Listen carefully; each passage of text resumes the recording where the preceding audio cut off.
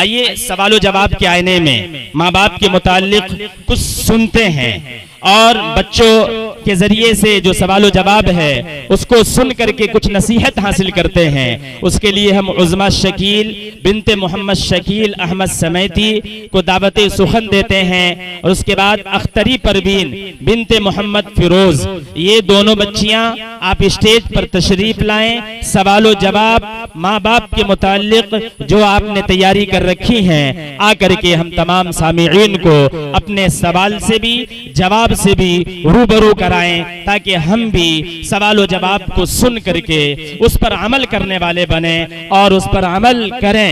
उज़्मा शकील बिनते मोहम्मद शकील समैती साहब, अख्तरी परवीन बिनते मोहम्मद फिरोज, ये दोनों बच्चियां स्टेज पर आप तशरीफ ले आएंगी और जो सवाल जवाब की तैयारी आपने आपके उस्ताद मोहतरम कारी अरशद अदनान सीवानी ने आपको कराया है वो सवाल जवाब हम तमाम लोगों के सामने पेश फरमा दें। अस्सलामु अलैकुम वरहमतुल्लाहि वबरकातुहू।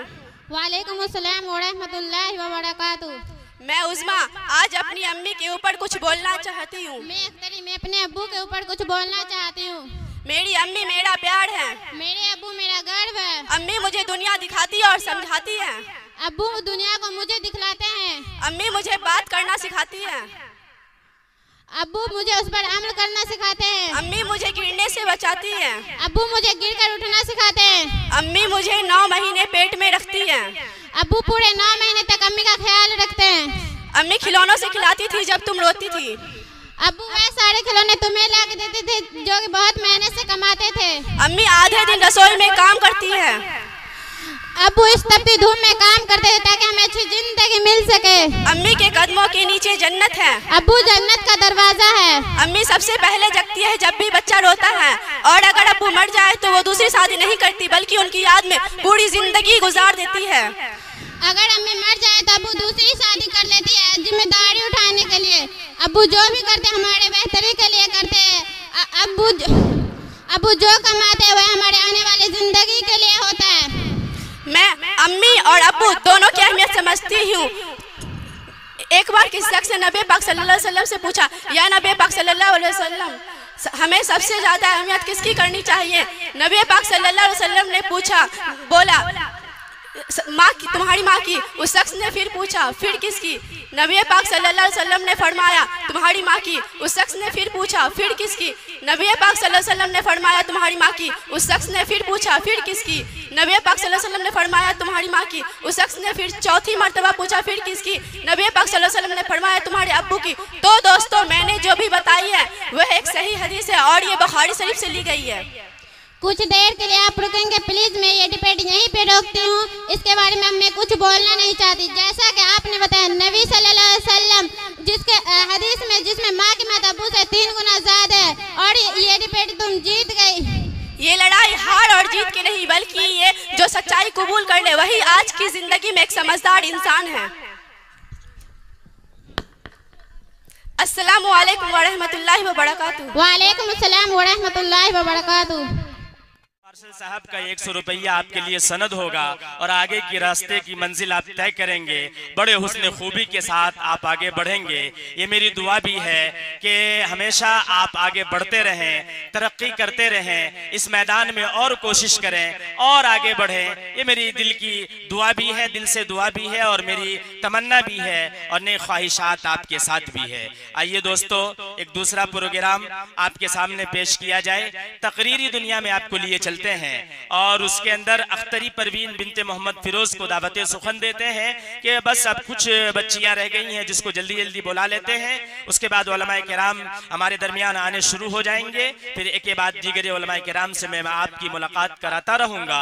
तो आइए अख्तरी परवीन बिनते मोहम्मद फिरोज आप स्टेज पर तशरीफ लाएं और अपने माफी ज़मीर को अदा करें। बच्चियां थोड़ा स्टेज छोड़ दें, थोड़ा पीछे की तरफ चली जाएं, थोड़ा आने वाले के लिए रास्ता छोड़ दें ताकि आने में उसको आसानी हो। तो बहुत अल्हम्दुलिल्लाह मजमा तो इतना पूरा भरा पड़ा है। अभी रोड पर लोग हैं, इंतजार कर रहे हैं कि इससे और खूबसूरत प्रोग्राम हो। मैं ये चाहता हूं कि आप अभी आ जाएं। मैंने शुरू में कहा था कि पिटारे के अंदर एक से एक प्रोग्राम को बंद करके रखा हुआ हूं। अगर खोलना शुरू करूंगा तो मजमा जो बाहर नजर आ रहा है वो पिंडाल के अंदर नजर आएगा इंशाल्लाह। ठीक है, आ जाए, शुरू कीजिए। वक्त की किल्लत दामनगीर है, मैं आपके सामने ज्यादा हायल रहना नहीं चाहता। अस्सलामु अलैकुम व रहमतुल्लाहि व बरकातुहू। छोड़ दे तो उसके बाद औरत और पर्दे के ऊपर मैं कुछ बोलने जा रही हूँ। अल्हम्दुलिल्लाह व कफ़ा व सलामु अला इबादिहिल लज़ीना इस्तफ़ा अम्मा बाद फ़अऊज़ु बिल्लाहि मिनश शैतानिर रजीम बिस्मिल्लाहिर रहमानिर रहीम। या अय्युहन नबिय्यु कुल लि अज़वाजिका व बनातिका व निसाइल मुमिनीना युदनीना अलैहिन्ना मिन जलाबिबिहिन्ना। बेपर्दा जो नजर आई कल चंद बीवी अकबर जमीन में गैरत कौमी से गिर गया। पूछा जो उनसे कि आपका पर्दा वह क्या हुआ? कहने लगी कि अकल पे मर्दों की पड़ गई। मोहतरम हजरात, मैंने कुरान करीम की एक आयत का टुकड़ा आप हजरात के सामने पढ़ी जिसके अंदर नबी करीम सल्लल्लाहु अलैहि वसल्लम को इस बात की हिदायत की गई है कि ए नबी, अपनी बीवी और अपनी बेटी और तमाम मुसलमानों की औरतों को इस बात का हुक्म दीजिए कि अपने ऊपर थोड़ी सी भी चादर लटका ले। यानी कलामुल्लाह शरीफ को इस आयत से भी पर्दे का जानिब इशारा। इस्लाम के पासवान हजरत आशमा रज़ियल्लाहु ताला अन्हा और मैमूना हजरत आशमा रज़ियल्लाहु ताला अन्हा हजरत आयशा रज़ियल्लाहु ताला अन्हा की बहन और नबी करीम सल्लल्लाहु अलैहि वसल्लम की साली एक बार बारी कपड़ा पहनकर हुजूर सल्लल्लाहु अलैहि वसल्लम के सामने आ गई तो सरवर कायनात ने नजर फैले और इरशाद फरमाया कि ए आसमा, जब औरत बालिग होने की उम्र को पहुंच जाए तो उसके जिस्म से कुछ भी दिखना जायज नहीं सिवा उसके चेहरे और हथेलियों के। इस हदीस से साफ पता चलता है कि बारी कपड़ा पहनना भी पर्दे के खिलाफ है। इंसान के चेहरे पर खूबसूरती से जुड़ी होती है दिलो दिमाग तमाम वशवस की जड़ भी यही दोनों आंखें हैं। फितने व फसाद की इब्तिदा आमतौर पर इसी से होती है। रब्बी जुल जलाल ने न सिर्फ औरत को बल्कि मर्द को भी निगाह नीचे करने का हुक्म दिया, जैसा कि कलाम पाक में आया है, कुल्लिल मोमिनीना यग़ुज़्ज़ू मिन अब्सारिहिम व कुल्लिल मोमिनीना यग़ुज़्ज़ूना मिन अब्सारिहिन्ना। एक बार का किस्सा, हजरत उम्मा सलमा रज़ियल्लाहु ताला अन्हा और मैमूना रज़ियल्लाहु ताला अन्हा की बहन है और नबी करीम मैमूना रज़ियल्लाहु ताला अन्हा सरवर कायनात मोहम्मद सल्लल्लाहु अलैहि वसल्लम के पास बैठी हुई थी कि अब्दुल्ला इब्ने उम्मे मक्तूम जो एक नबीना साबित है तशरीफ लाए। आपने फरमाया कि इनसे भी पर्दे करो। अल्लाह ताला हम सबको इस पर अमल करने की तौफीक अता फरमाए। वमा अलैना इल्लल बलाग। फिरोज साहब की तरफ से 50 रुपया माशाअल्लाह आपकी तकरीर से खुश होकर के उन्होंने दिया है। राहत परवीन बिनते मोहम्मद अशफाक, आप स्टेज पर तशरीफ लाएं। राहत परवीन बिनते मोहम्मद अशफाक, इसका एक पढ़ा देता हूं। साजिद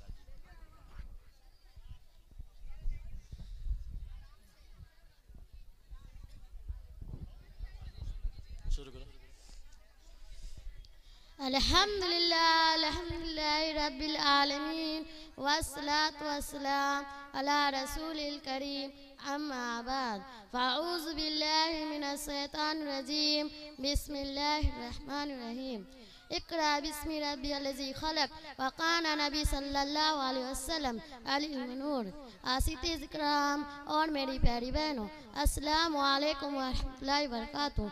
मैं कोई आलिमा या कोई बड़ी मुक़र्रिरा नहीं हूँ जो आप हजरात के सामने तकरीर पेश कर सकूँ, मगर चंद दिनों इस मदरसा में रहकर जो कुछ भी सीखी हूँ वो आप हजरात के सामने पेश कर रही हूँ। आप लोग बगौर समात फरमाएं।